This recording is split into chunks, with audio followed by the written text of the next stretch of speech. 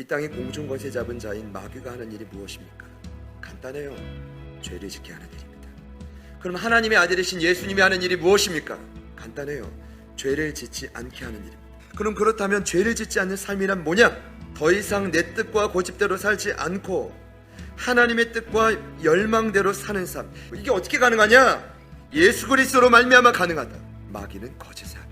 그리고 마귀는 지금도 온갖 교훈의 풍조, 강력한 태풍을 의미하는데, 여러분 태풍은요 출처를 몰라요.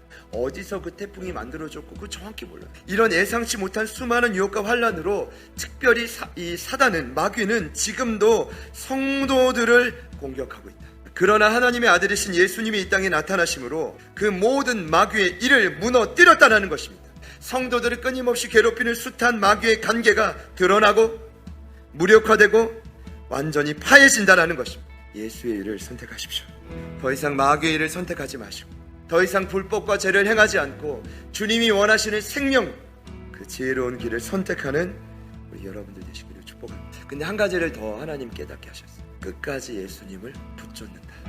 그를 보고 안다라고 말합니다. 범죄하지 않는 자는 어떤 자예요? 거하는 자인데, 어떤 자예요? 예수님을 보고 예수님을 아는 자예요. 그러니까 오늘 말씀의 핵심은 그분 안에 거하는 삶은, 함께 사는 삶은, 그분을 붙잡는 삶은 어떤 삶이에요?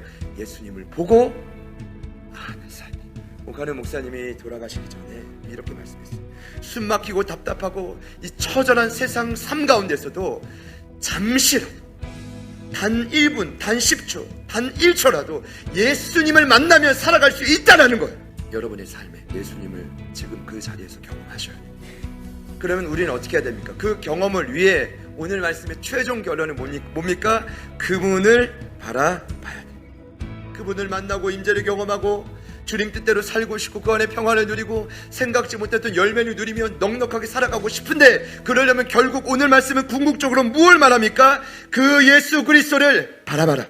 본다라는 건 어떤 뜻입니까? 나의 시선을 그분께 고정하는 것입니다. 옆 사람 안 돼요? 가족 어느 누구도 안 돼요? 누구에게요?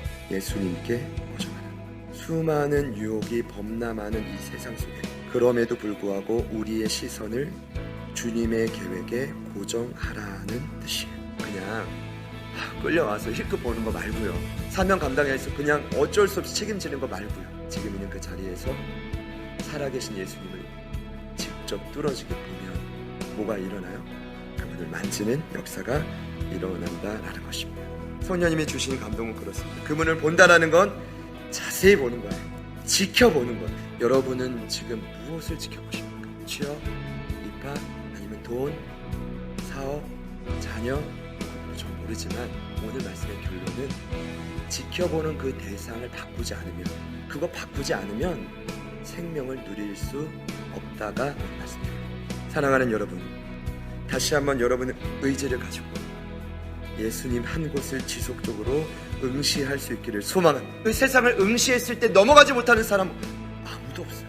우리 연약한 인간은 100% 넘어갑니다. 끊어내셔야 됩니다. 결단하고 끊어내셔야 됩니다.